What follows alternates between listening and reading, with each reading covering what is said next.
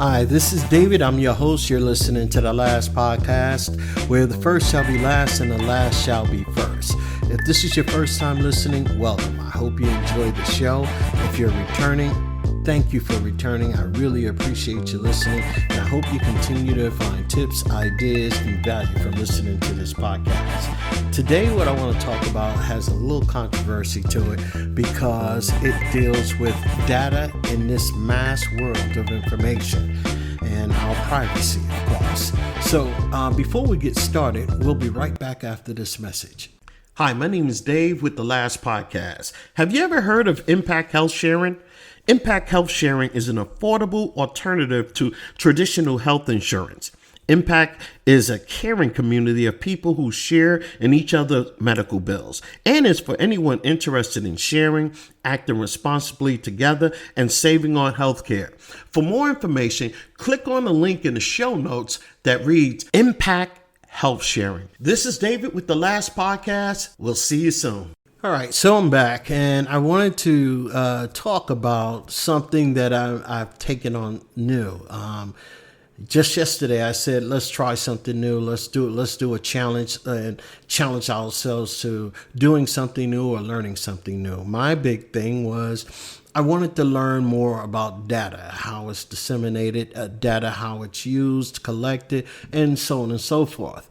So that learning about data actually sends you down a rabbit hole because there's so much information.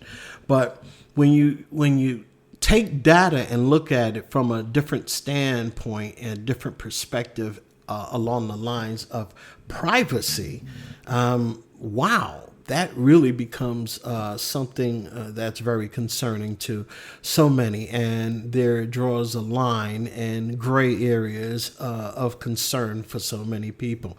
And that's like millions of America. You know, privacy and big data have become significant concern in today's digital age. And basically, a lot of people are not even aware of what is collected about them, or they might be aware of what is collected about them. But, you know, this is something that we do on a daily basis, whether it's social media or putting out information online, pictures, and so on and so forth. We don't realize how the bad actors can actually use it. But I love brand new technology. I love technology when it's used for its intended purpose. But, you know, with everything good, there is always something bad. And you have your bad actors that are out there using all this great technology for their own benefit. And that's not the good story that we want to hear about. But evidently, it happens. The more that data is collected and stored, the larger our potential or impact of data breaches. And we hear about it all over the news, how one company had a breach and that data was compromised and they have to contact all their members and so on and so forth to have them change their passwords, check their statements, and so on and so forth. Now, if large data sets containing personal information are compromised, it can lead to identity theft, financial loss, and other forms of fraud. And like I said, we see this all the time. But you know what? We become so accustomed to hearing this every day that we no longer even consider ourselves as a victim. We don't, or potential victim, not until something bad happens to us, or even if if you had a family member where their data was breached, or they had some type of identity theft or fraud, we really don't pay close attention until it hits home. And that happens with so many of us. You have your accumulation of data that allows your governments, institutions to track individuals' activity, behavior, and even communications. This can lead to a mass surveillance, erosion of civil liberties, and potential misuse of power. And not to mention, I was once reading a book, and it asks one question, and I'm going to ask that question to you. What is the most privacy in your life? Or where is the most privacy in your life today? And where is it? Some people would probably answer that question. Well, of course, that's my home, or that might be my car, or some people might say it might be my bedroom. Of course, because your bedroom is where intimacy is shared with you and someone else, or some might say the bathroom or the closet, so to speak, and. I asked that question to you. I posed that question because I want you to think about it.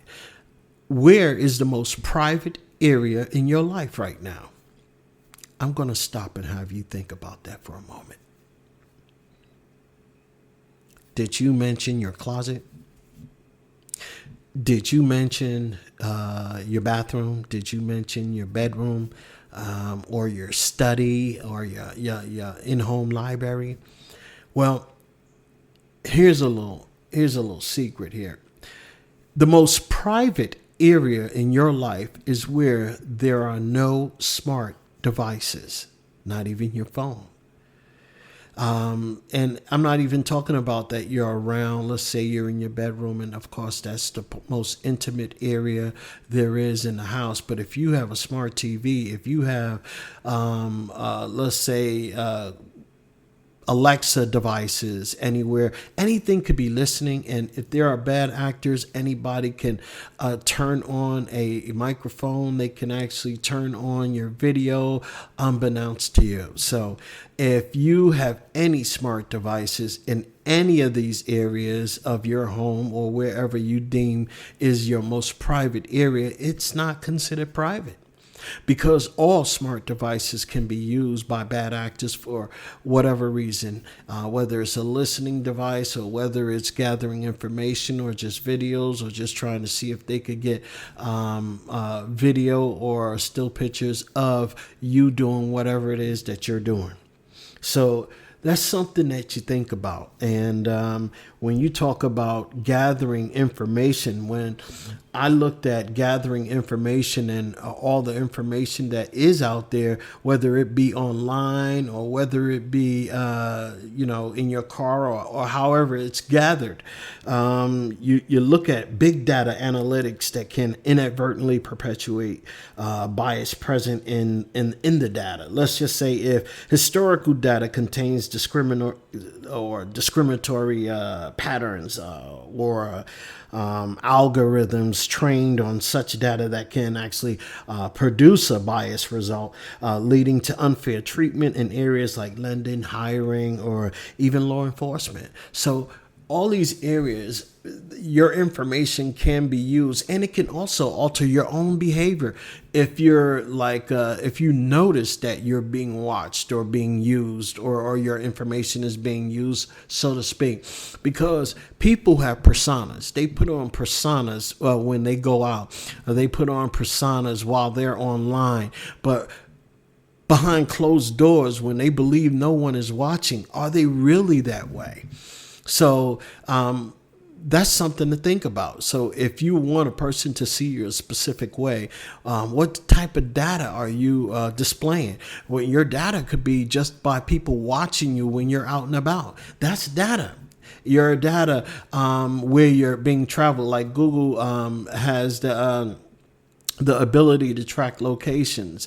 Your phone tracks locations. How was that restaurant? All of a sudden you get a pop-up on your phone. How was that restaurant that you were at? And you say, okay, well, they want you to give, and there's no harm in that. They want you to give it a 5-star rating, or, say something nice about that particular restaurant. But when you think about it, all this information can be used against you in some form or fashion, whether you want it to or not.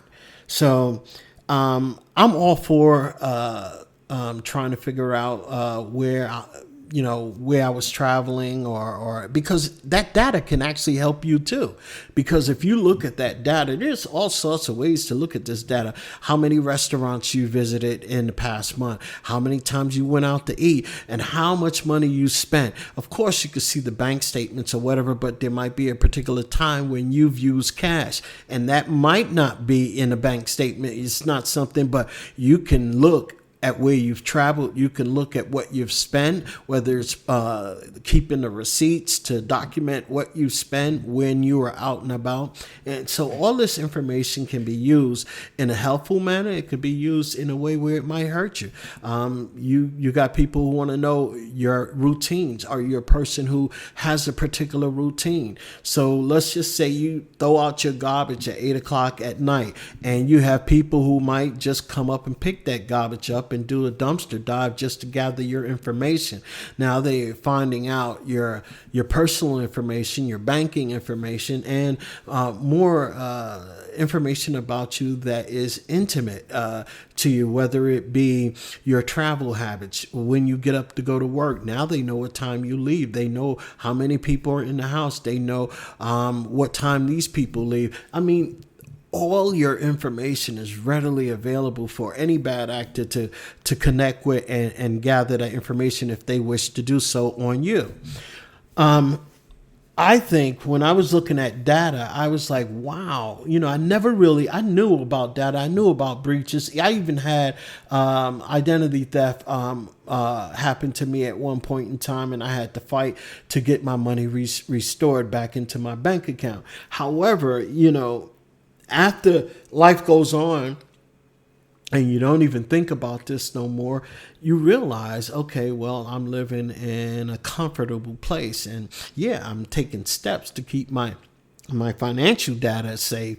But all the other data that you are readily, freely given online, that could be used to still gather information, whether it be phishing through emails, hey, take a look at this. And right now, bad actors are getting so good at what they do.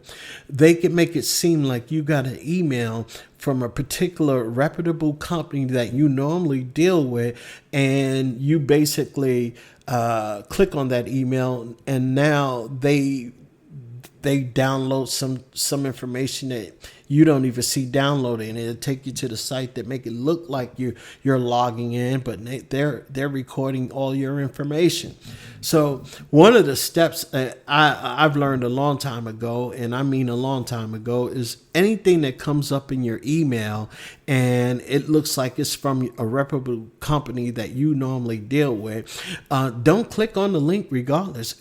Go to your URL and put the URL into your Google browser or Chrome, or whatever browser that you use, whether it's Safari or Edge or even Opera.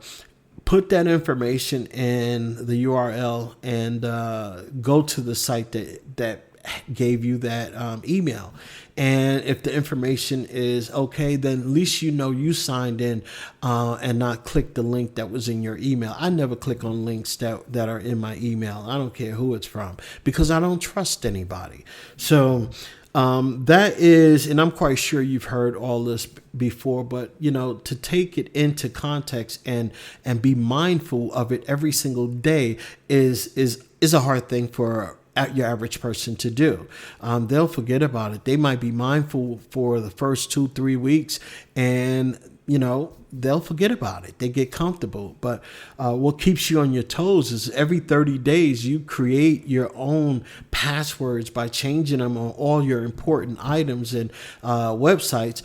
That will help you be mindful of doing the right thing and keeping your information safe, instead of just balling up information or your banking statements or anything.